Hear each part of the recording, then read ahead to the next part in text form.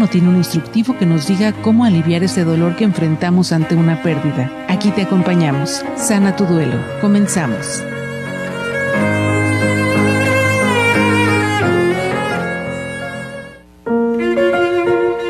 La adicción es un proceso destructivo que va mucho más allá de la dependencia física o psicológica. Se trata de una experiencia que poco a poco consume aspectos esenciales de la vida, dejando a la persona con un profundo sentimiento de vacío. Los estragos se perciben en la salud. El cuerpo y la mente empiezan a deteriorarse debido al impacto constante de la sustancia o el comportamiento adictivo. Enfermedades físicas, alteraciones emocionales y un estado general de agotamiento se vuelven parte del día a día, dejando a la persona con un bienestar cada vez más frágil. Las relaciones personales también se ven afectadas. Las dinámicas familiares se tensan y los lazos con amistades y parejas se debilitan. La recuperación es un camino difícil pero posible, que permite a la persona reconstruir su vida, sanar sus heridas y reconectar con lo que verdaderamente importa. Reconocer el impacto de la adicción no solo es un acto de autocompasión, sino también el primer paso hacia una transformación que puede devolverle el sentido y la plenitud.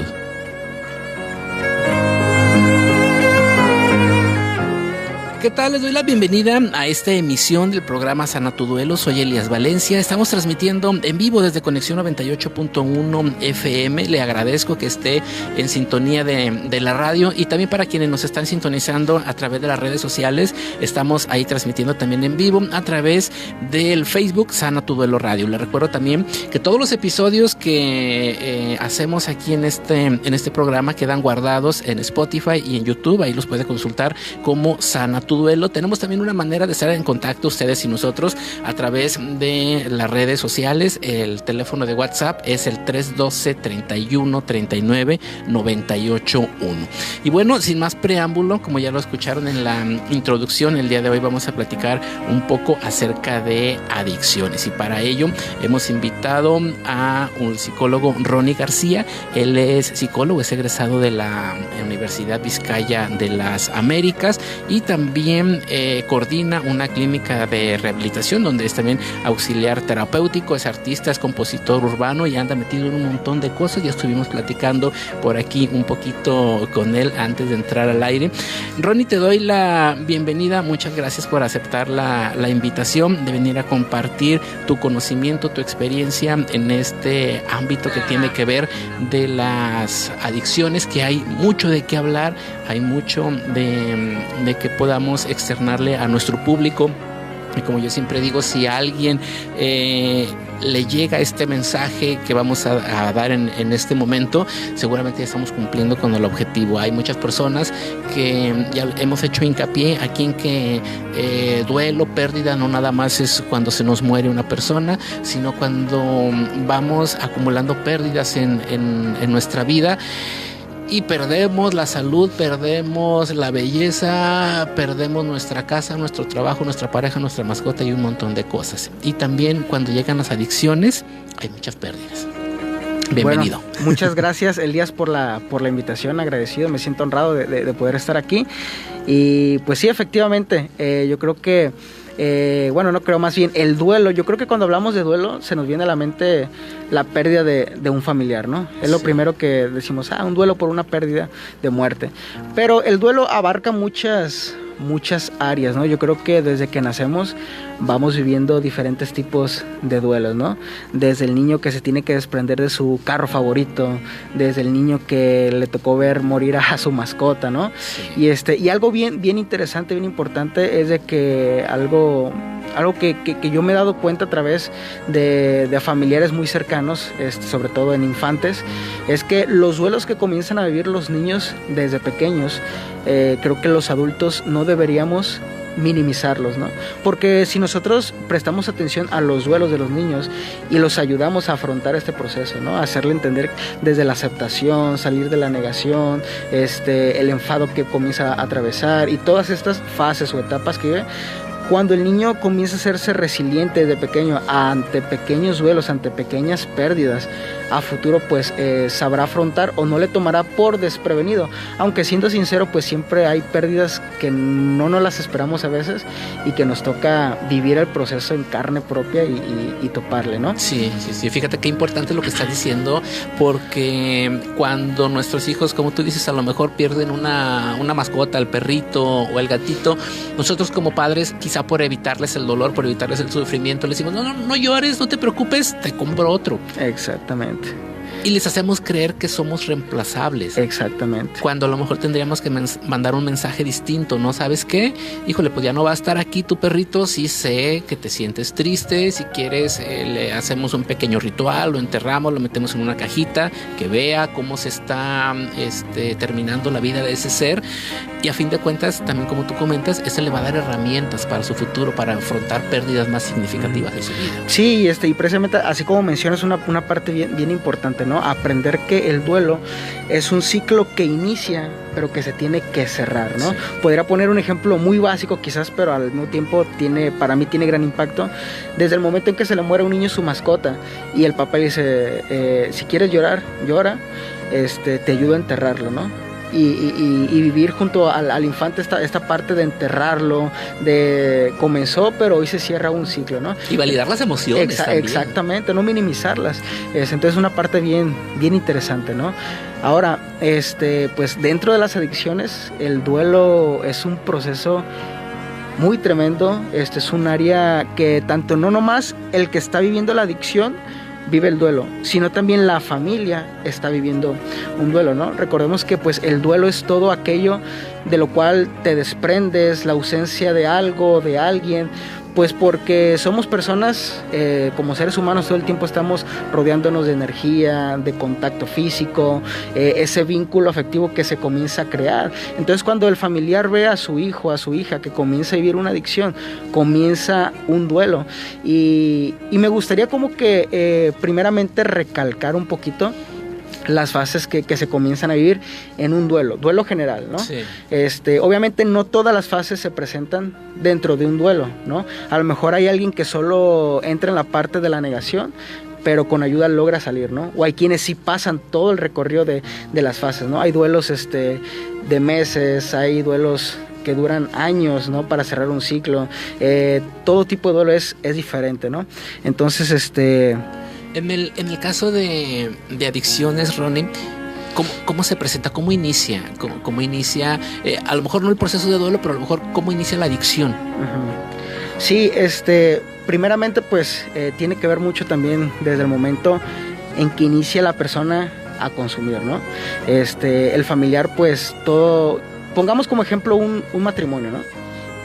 La esposa pues lleva tiempo ya con su esposo, entonces cuando se da cuenta ella de la realidad, de que está comenzando a consumir su pareja y de que sus comportamientos están cambiando, de que su manera de pensar está cambiando, quizás la atención está cambiando, ¿no? Entonces en ese momento comienza, pues primeramente se comienza a generar ya una adicción, ¿no? En el familiar. Entonces ya por el lado de la familia pues comienza también el duelo en ese momento. ¿Desde qué? Desde el momento en que comienza a ver la ausencia de su esposo, ¿no? Ese esposo a lo mejor que le daba el tiempo para salir a comer, llegaba a cierta hora, ya estaban listos para comer juntos, entonces comienza a ver como que ese tipo de ausencias, ese tipo de comportamiento, y primero entra la primera fase, que es la negación, ¿no?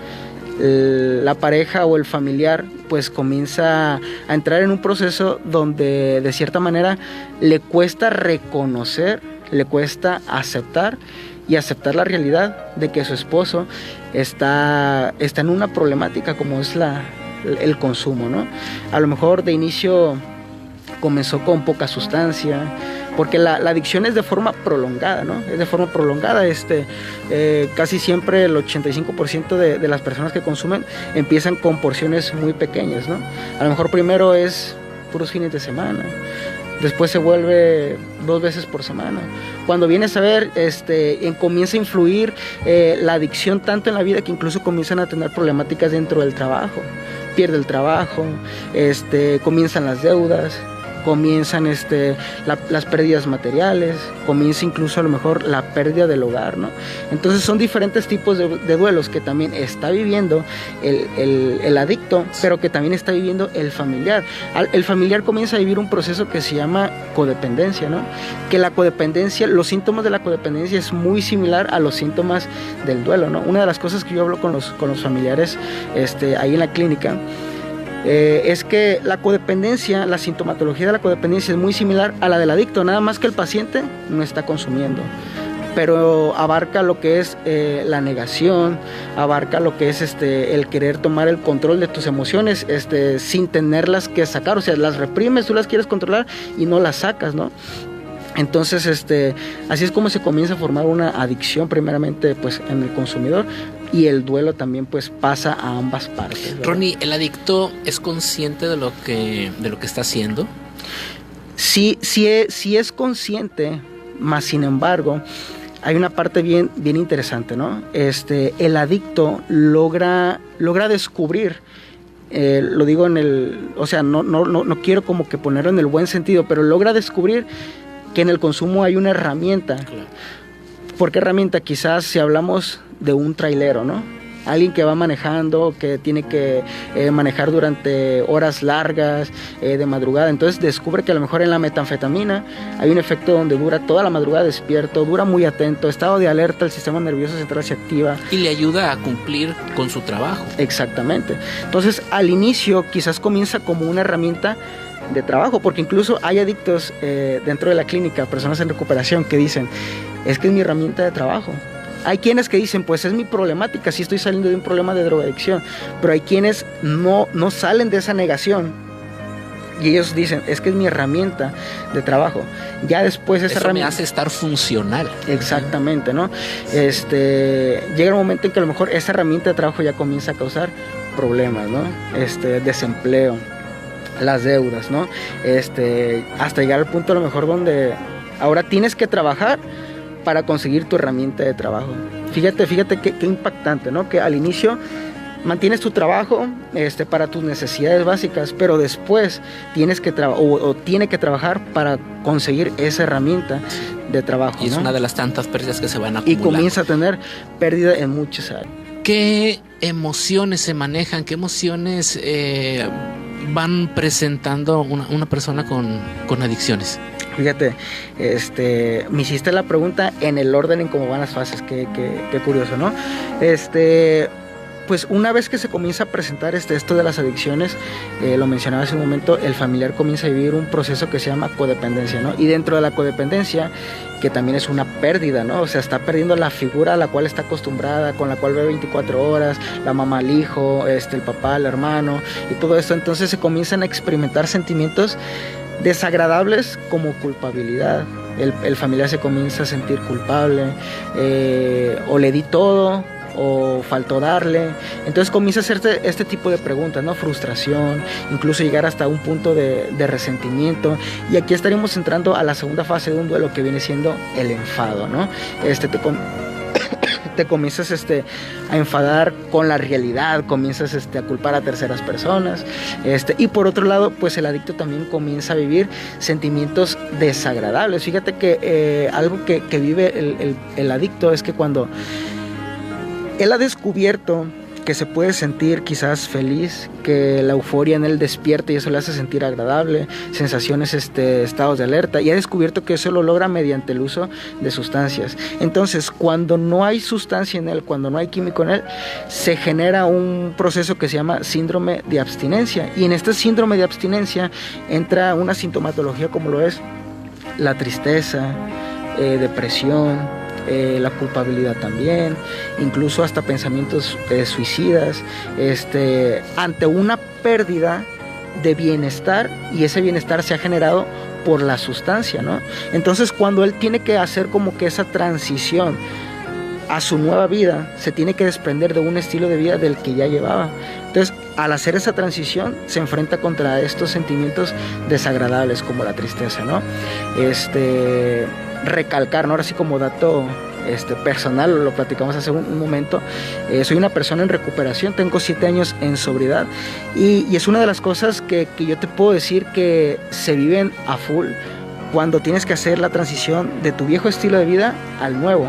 Se vive un duelo, porque ahora comienzas a vivir una vida, pero ya sin la sustancia.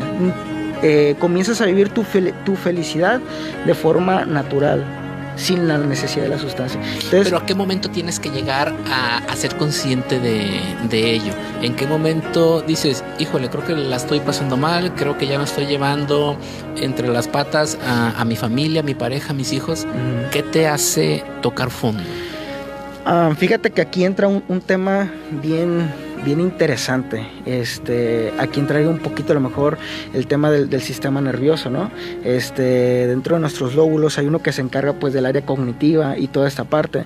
Entonces cuando la persona comienza solo a almacenar consumo, ese lóbulo se llena absolutamente de puro consumo. Entonces comienza a hacerse irracionable. Y ahora sí, como el duelo, comienza a vivir un proceso de negación donde no escucha, donde no entiende, donde hace caso omiso. Entonces se comienza a vivir esto, ¿no? No hay un fondo como tal. Me atrevo a decir que incluso hay fondos hasta la tumba. Hay recaídas hasta la tumba. Y es algo bien tremendo, la verdad, porque yo creo que una de las cosas que a mí me hicieron recapacitar cuando yo estuve en mi último centro de rehabilitación en el 2017, que fue mi último, yo veía cómo familiares iban a visitar a su familiar adicto, pero iba la esposa, iban los hijos, iba hasta el nieto, ¿no? Entonces yo veía eso y yo decía, wow, yo no me espejeo con estas personas y no quisiera llegar a este punto, ¿no? Entonces hay personas que incluso cuando ya están en ese punto sigue el fondo y siguen cavando un fondo que yo creo que el límite muchas veces o te lo da el mismo fondo o te lo da a veces pues lo que no queremos que suceda, ¿no? Entonces hay diferentes formas en cómo el paciente logra recapacitar. Una de ellas son las redes de apoyo, la familia que también se trata, la familia que también no hace caso omiso a este duelo, que no hace caso omiso a esta problemática de codependencia y que dice, ok, reconocemos que tenemos un familiar que está viviendo un duelo por las adicciones, pero como familia también nosotros tenemos una problemática y tenemos que salir adelante juntos, ¿no? Y que también se comienza a tratar. El diagnóstico se vuelve más favorable todavía cuando la familia también se integra en este tratamiento de duelo, ¿no? Ahora, ¿se puede integrar la familia, Ronnie, a decir, híjole, mi hijo lo está pasando mal? Creo que es momento de que reciba ayuda profesional, de llevarlo a un centro de ayuda, pero esto es consciente, es voluntario por parte del adicto generalmente, o cómo funciona este tema. Fíjate que la realidad es bien paradójica, ¿no? Porque obviamente para que una recuperación se pueda dar al 100% tiene que existir voluntad propia, ¿no? Eso es algo identificado, pero también a veces se tiene que utilizar la fuerza de voluntad que no existe. ¿A qué voy con esto? Aquí entra ya a lo mejor la parte involuntaria, ¿no? Fíjate que yo he visto muchos casos y ahí es donde digo, a veces vale más unos días, algunas semanas de un sentimiento desagradable del familiar, del adicto hacia el familiar, que tener que vivir con un sentimiento desagradable para siempre. ¿A qué me refiero con esto? Hemos tenido nosotros situaciones que hemos visto desde la clínica, familia que nos han hablado y dicen, ¿saben qué? Mi familiar está perdido en las drogas, como clínica pues siempre tratamos de ayudarlos con una beca de apoyo, con el tratamiento, pero a veces la familia regresa a ese pensamiento de que dice, pero es que él no se deja ayudar, es que él no quiere rehabilitarse. Entonces la conversación y la ayuda llega hasta ahí, ¿verdad? Y pasa el tiempo, hemos sido testigos, pasa una semana, 15 días, y después por ahí nos enteramos mediante una llamada, a mi familia lo acaban de matar, mi familia le acaba de suceder esto, pasó esto, iba bajo sustancia.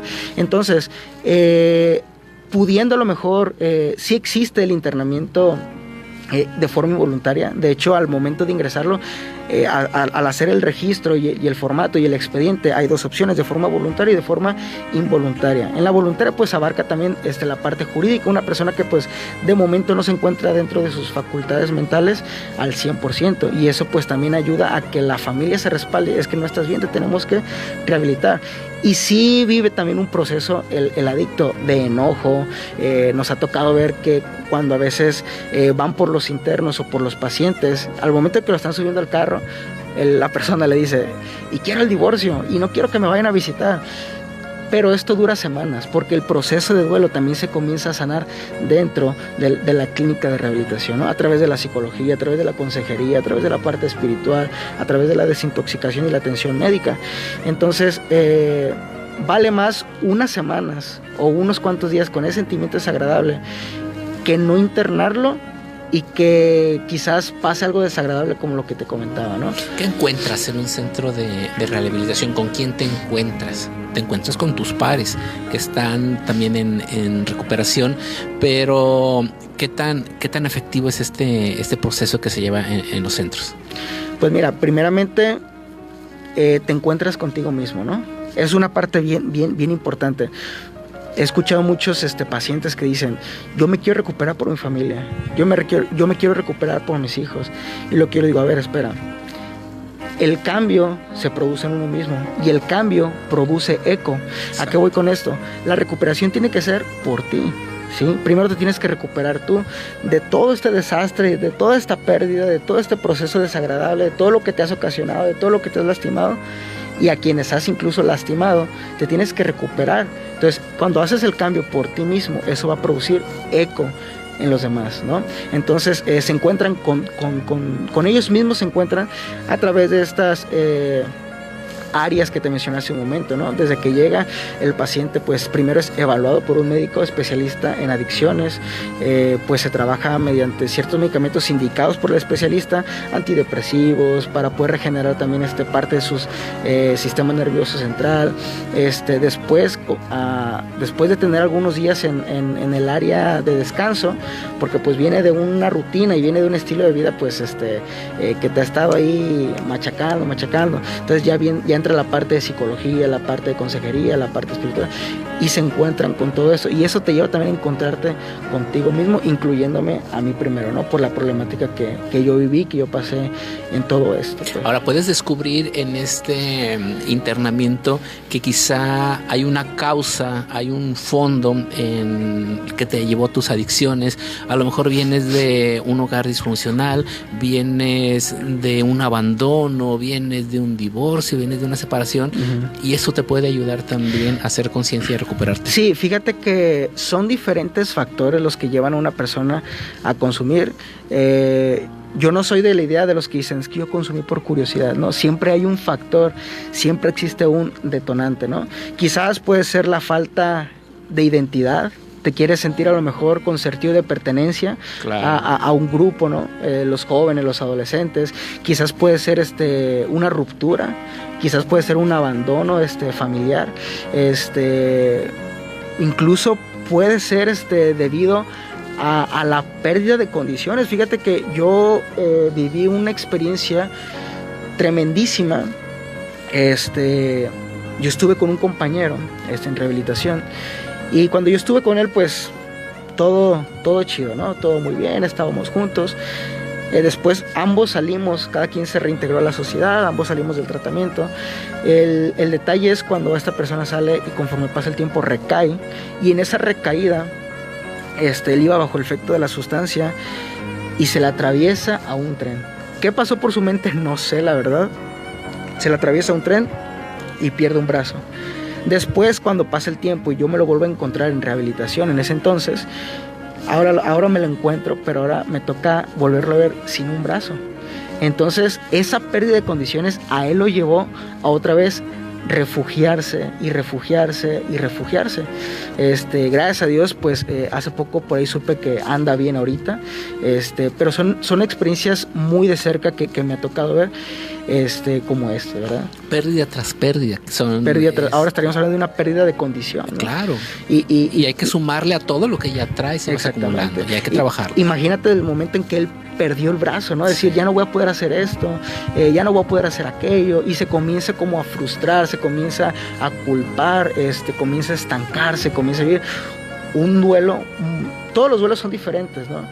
Duelo de pérdida, duelo de alguna pérdida de condición, de ruptura, pero ahora él comienza a sentirse estancado, ¿no? Y es otra sintomatología, pero es una pérdida que también tiene que vivir, y de alguna otra forma tiene que cerrar el ciclo. Procesarla, lo tiene que cerrar. Sí.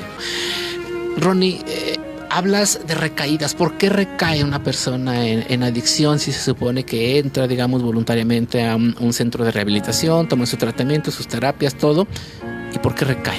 Sí, fíjate que hay dos factores bien importantes. Uno, tendríamos que irnos a la parte interna del sistema nervioso central. Hace un momento mencionaba, ¿no?, la parte de que tenemos un lóbulo que se encarga de almacenar toda la información, ¿no? Entonces, yo una vez le hacía esta pregunta a uno de mis psicólogos, ¿no? Y me gustó cómo la respondí. Después en la licenciatura terminé de comprenderlo todavía más, porque me tocó estar con compañeros que tenían una lista larga de internamientos. Me tocó estar con un compañero, y ahora nos ha tocado tener pacientes que llegan y dicen, este es mi centro de rehabilitación número 52. Tengo 52 anexadas, tengo 60 anexadas. Entonces yo decía, es increíble, o sea, imagínate toda la pérdida que hay detrás de esas 60 y tantas anexadas, de esas 50 y tantas anexadas, tanto del paciente como de la familia. El paciente, pérdida física, hay quienes ya cuando van en su anexada 15, no sé, ya no tienen dientes porque el químico, la sustancia se los fue deteriorando. Hay quienes comienzan a perder la vista de forma más rápida. Hay quienes pues ya no son los mismos de como lo conociste hace 3 años. Ahora te das cuenta que mentalmente que sus facultades ya no son las mismas. Entonces estamos hablando de un montón de pérdidas. Yo hablaba esto y yo le hacía esta pregunta al psicólogo, quien era en ese entonces, y él me explicaba esta parte, ¿no? Llega un momento en que el paciente, el individuo, la persona, tiene almacenado pura información de consumo,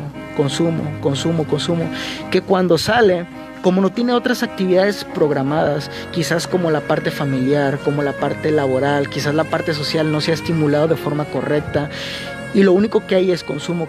Entonces la mente únicamente, o este lóbulo comienza a procesar solo información. A esto le podríamos llamar pensamiento adictivo, ¿no? El pensamiento adictivo se comienza a manifestar de diferentes formas. Sale la persona de rehabilitación y sí sale con la voluntad. Digo que sí sale porque yo lo viví, ¿no? Tuve también recaídas. Gracias a Dios, en el 2017 fue el Prime. Desde ahí hasta ahorita nos hemos mantenido y hoy tenemos otro estilo de vida. Pero cuando yo tuve estas recaídas, uno sí sale con la voluntad de cambiar, sí sale.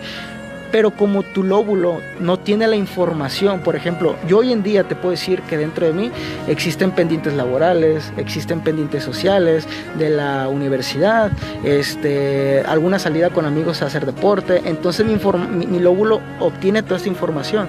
Entonces hay un equilibrio y ahorita pesa más lo que ya ahorita se ha generado que lo que antes había. Pero cuando es lo contrario, entonces por eso es más fácil de recaer. Ahora entra la parte de las redes de apoyo, ¿no?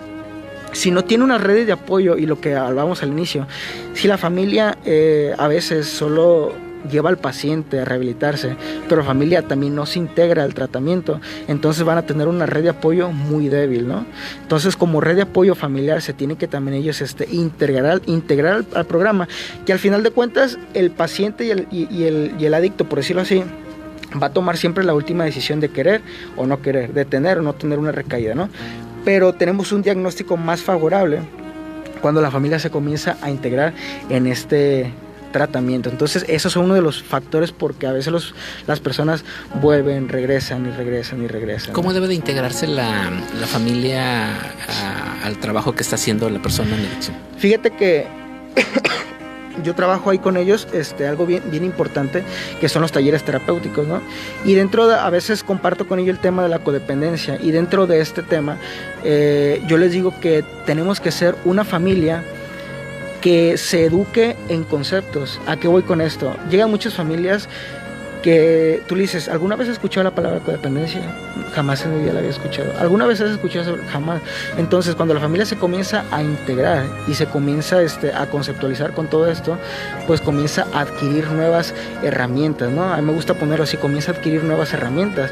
Ahora sabe que cuando su paciente sale y comienza a ver ciertas actitudes, sabe cómo afrontarlo, sabe cómo tener ese diálogo asertivo, ¿sí? Cómo tener ese diálogo que no sea impulsivo como era antes. Ahora llegar a un diálogo y juntos encontrar una solución. Es una de las maneras como se integra también la familia, ¿no? Los talleres son bien importantes. La educación en conceptos es bien importante para que una familia aprenda a vivir el duelo, ¿no? Porque regresando a lo mismo y que es la temática, pues viene a vivir un duelo, ¿no? Está perdiendo a su familiar, está viendo cómo se pierde, está viendo cómo se destruye, y esa es la forma en cómo la familia se debería y se tiene que integrar para que sea más favorable, ¿no? Un trabajo conjunto, ¿no? Exactamente. Donde el adicto a lo mejor cumple su objetivo en el centro de rehabilitación y salga y que encuentre una familia empática, a lo mejor que encuentre una red de apoyo que lo soporte, que lo consienta, que lo escuche. A lo mejor pueden encontrarle un plan donde involucre trabajo, donde involucre deporte, y como tú dices, que no salga y pues ya salí y ahora me la pasé más o menos acá en el centro de rehabilitación, y ahora ¿qué hago? Pues voy a ir a buscar a mi cuate, pero ya sabemos quién es el cuate. Exactamente. Fíjate que se me pasó mencionar esa parte. Nosotros trabajamos dentro de este tratamiento una etapa que es la final, que se llama reinserción a la sociedad, donde nosotros pues tratamos de buscar un trabajo adecuado, un trabajo, porque hay trabajos que tanto pueden ser de alertas a la recaída, y hay trabajos que sí te pueden motivar, ¿no? Porque conozco empresas, conozco restaurantes, conozco lugares donde incluso el mismo equipo trabaja los principios y los valores, y eso está genial porque comienzas a descubrir otro ambiente, ¿no? De responsabilidad, otro ambiente de metas, otro ambiente pues de resiliencia y todo esto, ¿no? Entonces nosotros trabajamos un proceso que se llama reinserción a la sociedad, y aquí es donde identificamos todo esto. Había un paciente que salió hace unos 3 meses, y cuando yo platicaba con él acerca de su proyecto de vida, él me decía que él quería y él tenía el sueño y el anhelo de tener una barbería, una barbershop, ¿no? Entonces, de nuestra parte, desde la clínica comenzamos a buscar junto con él cuáles eran los próximos cursos en barbería, cuáles eran los siguientes diplomados en barbería, y empezamos a construir como que un proyecto de vida. Cuando él sale ya con un plan, y actualmente está cursando y ya va a terminar su curso de barbería, y el siguiente paso ahora es instalarse, el siguiente paso es comenzar a trabajar, y así es como comenzamos a hacer. Pero detrás de todo eso también está la familia. Te puedo decir que la familia de este paciente estuvo en todos los talleres estuvo presente, y aquí podemos ver un resultado muy favorable de éxito. Pues. Ahora dices trabajos alerta. ¿Cuál puede ser un trabajo que te encienda una alerta? Ajá, un trabajo en alerta, digo, sin la intención de poner etiquetas, ¿verdad? Sí, ni juzgarse. Pero exactamente, por ejemplo, bueno, te lo digo desde la experiencia mía, sí, claro.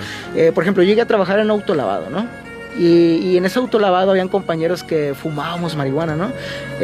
Fumábamos marihuana, que nos damos un pipazo y comenzamos a trabajar atrás. Ahora, una persona que va saliendo de rehabilitación y se encuentra con un trabajo quizás así, pues entonces ahí tiene un sistema o tiene un foco rojo, nosotros le llamamos así dentro de la clínica, ¿no? Tiene un foco rojo, ¿no? Las viejas amistades, regresar a su localidad de origen. Obviamente pues tiene que regresar porque pues ahí vive, ¿no? Pero estar frecuentando quizás las viejas amistades es algo que sí te va a perjudicar bastante. Yo te puedo decir que hoy en día me he encontrado con viejas amistades, y después de 7 años me los encuentro en la tienda. Sí, me paro, ¿cómo estás, brother? Me da gusto verte, tiene rato que no te veía. Pero la conversación ya no dura mucho.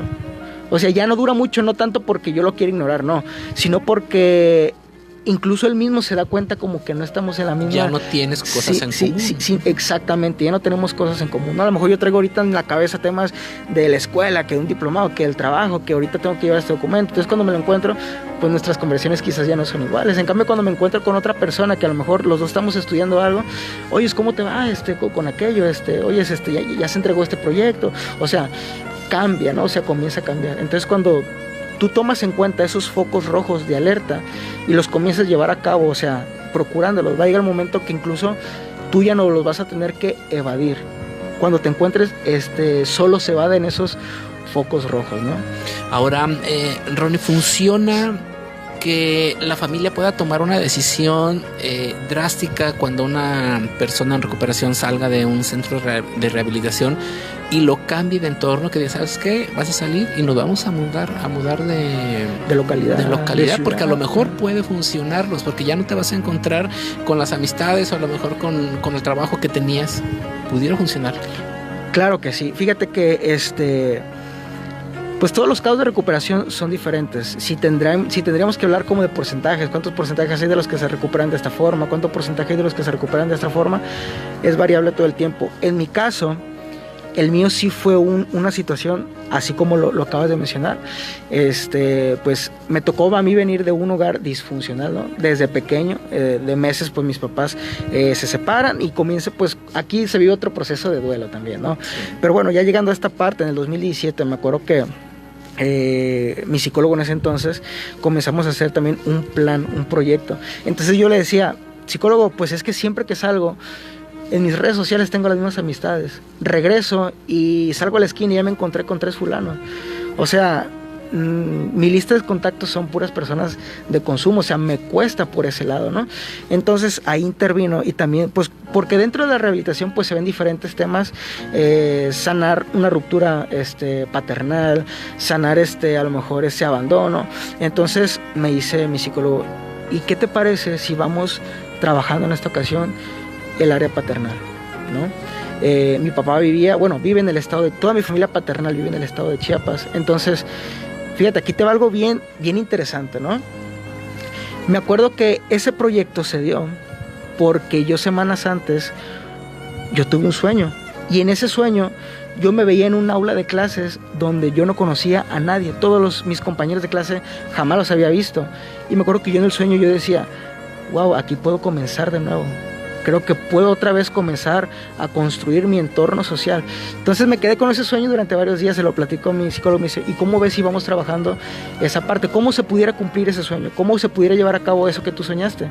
Quizás trabajando el área paternal con tu papá, te vas al estado de Chiapas, trabajas tu área paternal, te reintegras otra vez a la escuela y comienzas otra vez desde cero. Y en ese momento, pues yo decía, sí, vámonos con todo, vamos a darle con todo. Pero ya al momento de tenerme que mover sí me costó, pero sí fue funcionable. Para mí fue una de las soluciones tenerme que mover, y a veces la problemática se tiene que arrancar de raíz. A veces la problemática nada más le damos por encimita, sí, vuelve a crecer, por encimita, vuelve a crecer, pero cuando la arrancamos de raíz, pues tenemos mejores resultados, ¿no? Obviamente no estoy diciendo que todo paciente que salga a la clínica secreta, ¿no? Sí. Que esa sea la fórmula secreta. Sí, claro. Fue factores. Funcionó. Exactamente, ¿no? Sé que a otros también, sé que a otros fue más por el lado de que la familia siempre estuvo como que al pendiente de ellos y les funcionó. Pero hay que tomar decisiones. Exactamente. Ahora, Ronnie, para las familias que nos estén viendo, para las familias que nos estén escuchando, ¿en qué momento hay que tomar decisiones? Si ya sabemos que a lo mejor nuestro hijo, nuestra pareja está en tema de adicciones, ¿cuál es el momento más oportuno de empezar a tomar el toro por los cuernos y hacer algo? Fíjate que dentro de toda la lista de consumo, obviamente se empieza primero por consumo inocente o consumo que no causa tanto daño, por decirlo así, ¿no? Entre comillas.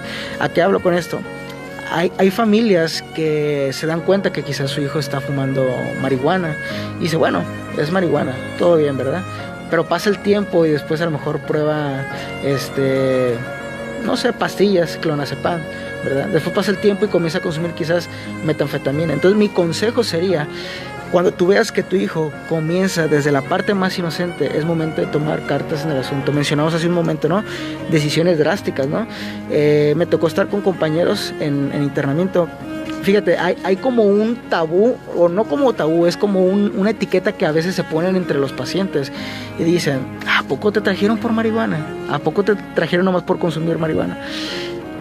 Pero gracias a esa decisión no pasaron a más. ¿no? No pasa nada más. No tienes que llevar a tu familiar cuando ya lo veas perdido en la calle. No tienes que llevar a tu familiar cuando ya lo veas que perdió su trabajo. No lo tienes que llevar cuando ya perdió o se está perdiendo tu matrimonio. No se tiene que llevar al paciente cuando ya está perdiendo su congruencia mental. Todo esto se puede hacer desde antes, ¿no? Y es más fácil que el paciente recapacite, porque una vez que él ya pasó más tiempo con la sustancia, volvemos a lo mismo, los lóbulos a lo mejor ya actúan diferente, corresponden de una manera distinta, entonces es más fácil salir de esa área de negación o de falta de aceptación, ¿verdad? Ahora, Ronnie, como padres de familia, nosotros estamos siempre preocupados por el bienestar de nuestros hijos. Quienes tenemos hijos adolescentes, pues nos preocupa en dónde está, quiénes son sus amistades, con quién se está rodeando. Si va a salir al cine, pues nos aseguramos que esté en el cine. Pero creo que, tú me desmentirás, cuando creo que empiezan a consumir algún tipo de sustancia, pues no nos vamos a dar cuenta tan fácil, o qué tenemos que hacer ahí como padres de familia para estar al pendiente y alerta de lo que puedan estar haciendo nuestros hijos. Sí, fíjate, una cosa bien importante que yo creo que como sociedad tenemos que hacer es implementar los talleres educativos de prevención de consumo o prevención de adicciones. Hace un tiempo me tocó ir a una comunidad, creo que se llama La Caja, algo así. ¿Comala? De Comala hacia arriba. Y me tocó llevar este taller a los padres de familia y hablarles de prevención de adicciones, cómo identificar cuando tu familiar ya está consumiendo, ¿no? Por ejemplo, si está consumiendo marihuana, ya le viste los ojos rojos, ya lo viste que a lo mejor el apetito ya no es el mismo de antes, ahora come más, ¿no? Ahora si antes se comía un plato, ahora se come 2 platos, entonces comienzas a ver como que esos detonantes, ¿no? Comienzas a ver que a lo mejor la conversación empieza a perder congruencia, o están platicando algo y ya se fue otro tema de conversación de forma muy drástica. Entonces dices, esto comienza a pasar cuando comienza a consumir esto comienza a pasar cuando comienza a consumir esta otra cosa. Entonces los familiares se van preparando. Entonces cuando logran ver esos señales de alerta, esas señales de alerta, dicen, ya me acordé que esto empezaba a actuar de esta manera. Pero cuando a veces no nos informamos, quizás tu familiar ya lleva un tiempo consumiendo. Fue mi caso, yo duré consumiendo marihuana como 2 años. Al inicio duré consumiendo como año y medio, y mi mamá no se dio cuenta, porque no tenía el conocimiento ella, porque no se había informado de los síntomas. Me veía los ojos rojos, pero yo me lo cubría y lo esquivaba. Es que me cayó algo en el ojo, ¿no? Es que ahorita me estuve rascando, ¿no? Es que esto. Entonces era muy fácil de poner un parche ahí. Pero cuando ella ya se comenzó a informar en estos talleres, y cuando yo salía, ella ya estaba en alerta. Y rápidamente, ya está volviendo a consumir. Y sí, llega un momento en que la familia también se vuelve colmilluda, ¿no? También empieza a identificar esto, ¿no? Y así es como podemos tomar acciones a tiempo. Exactamente. Ahora, ¿qué le dices tú a los jóvenes que nos puedan estar viendo, que nos puedan estar escuchando y que tengan intenciones, que ya empezaron con ciertas amistades que les están ofreciendo algún tipo de sustancia? ¿Qué hay que decirles a nuestros jóvenes? Pues primeramente, hay más formas, y me atrevo a decir con mucha certeza que hay formas mucho más cool, mucho más divertidas, mucho más intensas, que no se tienen que vivir bajo el consumo, que no se tienen que vivir bajo probar una sustancia, bajo fumarte un cigarrito ahí de marihuana con los amigos. Hay mejores formas, ¿no? Entonces, creo que no te va a sumar nada. Realmente no te a veces comenzamos a tener hábitos pensando que quizás nos va a sumar algo, pero por la experiencia y porque es en lo que vivo rodeado viendo los casos, y por mi propio caso, no te suma nada el enredarte con la droga, ¿no? El hacer a la droga parte de tu vida, ¿no?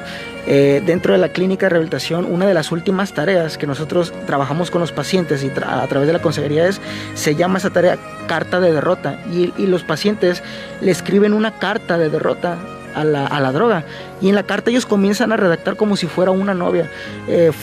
Por ejemplo, comienzan a escribir: hola, ¿qué tal? Hay palabras que a veces claves que ellos utilizan, por ejemplo el cristal, le dicen Cristina a ellos, ¿no? Hola, ¿qué tal, Cristina? Espero me recuerdes, porque yo sí me acuerdo muy bien de ti. Hace unos años te conocí. Y comienzan a hacer una carta, pero termina la carta derrotándose. Pero hoy me doy cuenta que más que sumar, le restaste a mi vida. Me llevaste a perder esto. Y comienzan a hacer una carta de derrota. Y es la forma de cerrar un ciclo también, y de enterrar también, pues, parte del duelo, pues. parte de la ayuda profesional que se da en nuestras clínicas y centros de rehabilitación. Así es, Elías. Ahora, quienes quieran tomar una decisión, a lo mejor ya de decir, pues mi hijo está en condiciones de entrar a un centro, hay muchos. Conocemos historias buenas, conocemos historias malas. ¿Cómo ubicar a un centro confiable? Ok, primeramente, a mí me gusta, la verdad, me gusta cuando las familias piden información y me dicen, ¿nos puedes compartir tu página? ¿Nos puedes compartir fotos de las instalaciones? ¿Nos puedes compartir Ya ves, uno sí ve a la familia como que, ok, quiere saber ahorita antes de tiempo cómo trabajamos y está súper bien. Muchas veces, aquí entraríamos a lo mejor un tema muy aparte, pero muchas veces las familias se van porque, es que aquí cobran más barato, aquí incluso solo llevo una despensa y con eso, pero el trato que se vive adentro pues es pues desfavorable, ¿no? Hay lugares que a lo mejor no se da la misma atención, pero bueno, de este lado nosotros siempre hemos sido bien transparentes con las familias, ¿no?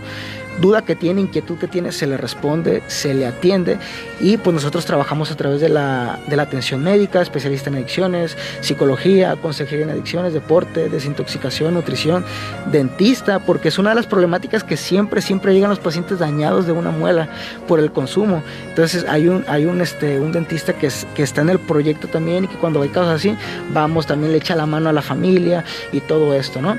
Entonces, ¿qué le podría decir yo a la familia? Primero que se informe antes de dónde va a llevar a su hijo, que siempre esté en las mejores manos, ¿sí?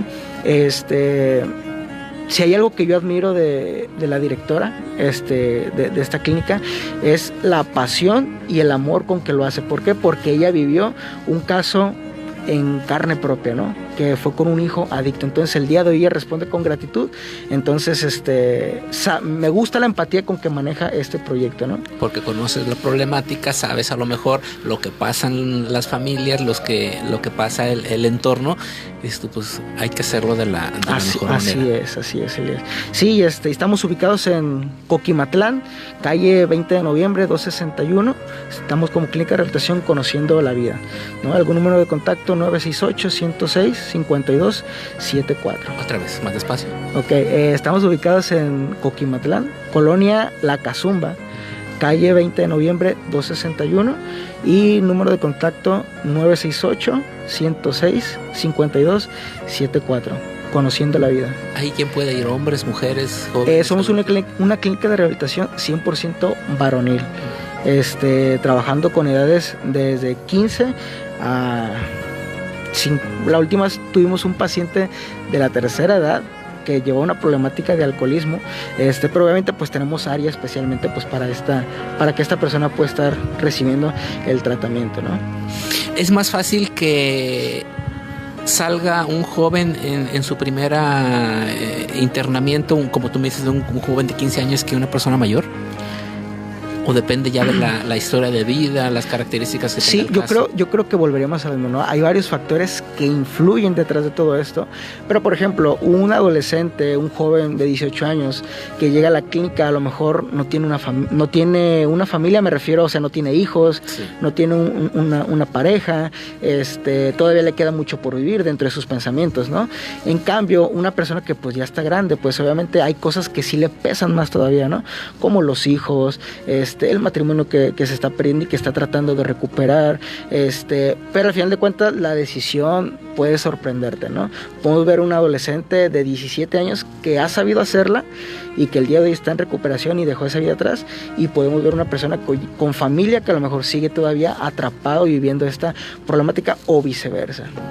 Pues las drogas son una realidad de nuestra sociedad. Hay que poner atención a todos los síntomas, a todas las señales de alerta, como lo dice nuestro invitado Ronnie. Se puede salir, se puede dejar las adicciones, obviamente van a dejar que se da alguna secuela, pero siempre hay tiempo, ¿no? Siempre se puede hacer algo antes de que pues lo peor que te pueda pasar es la tumba, la muerte. Entonces, si podemos hacer algo como familia, como sociedad, como red de apoyo, como ya lo estuvimos viendo, creo que es nuestro momento también de ser empático, ¿no, Ronnie? De ver qué nos está pasando a nuestro alrededor y tomar acciones. Sí, fíjate que una de las cosas, así antes de terminar, hay algo que una vez mi mentor me dijo y me dejó impactado, la verdad. Dice, él dijo en una ocasión, la familia debería ser el hogar que cuando el joven, el adolescente o la persona se encuentra en problemas y esté atravesando por una problemática, en vez de decir que no lo sepa mi familia, en vez de decir eso, que diga, de esto se tiene que enterar mi familia, porque es la que me va a ayudar. Entonces yo creo que como familia sí tenemos que informarnos en esto y tener la empatía y desarrollar ese vínculo de confianza para que tu familiar sepa dónde está la mejor opción, que siempre es el hogar. Sin recriminar, sin juzgar, sin señalar. ¿Sabes qué, hijo? Vente, estamos juntos en esto, te apoyo. Juntos vivimos esto y juntos salimos. Así es. Sí. Ronnie, muchísimas gracias por haber asistido al programa. Me da mucho gusto conocerte, me da mucho gusto que nos hayas venido a compartir parte de tu historia, de tu trabajo. Ya luego hablamos de la música, porque también ya lo dijiste que andas ahí de rapero. Y qué bueno que has encontrado en esta sociedad puertas abiertas, que has encontrado un nuevo sentido a tu vida, una misión de vida que te cambió la tuya. ¿Algo que desees agregar antes de despedirnos? Pues nada, yo creo que los buenos siempre somos más, y a veces vemos cómo está la sociedad, a veces vemos que está muy recriminada, vemos que a lo mejor a veces queremos culpar incluso hasta el gobierno de cómo está la situación, pero yo creo que los buenos siempre somos más, y desde la familia podemos hacer muchas cosas. Con eso nos quedamos, Ronnie. Muchísimas gracias. Gracias por acudir a esta invitación que te hicimos, y vamos a seguir en contacto. Excelente. Muchísimas gracias. Gracias también a ustedes que nos estuvieron escuchando, viendo. Les recuerdo, si no pudieron ver el capítulo completo, está en el Facebook Live, Sana Tu Duelo Radio. Si no, en unos días va a estar disponible en Spotify y en YouTube como Sana Tu Duelo. Tenemos unas citas la próxima semana. Estamos aquí de 11 a 12 del mediodía en Conexión 98.1. Hasta la próxima. Soy Elías Valencia.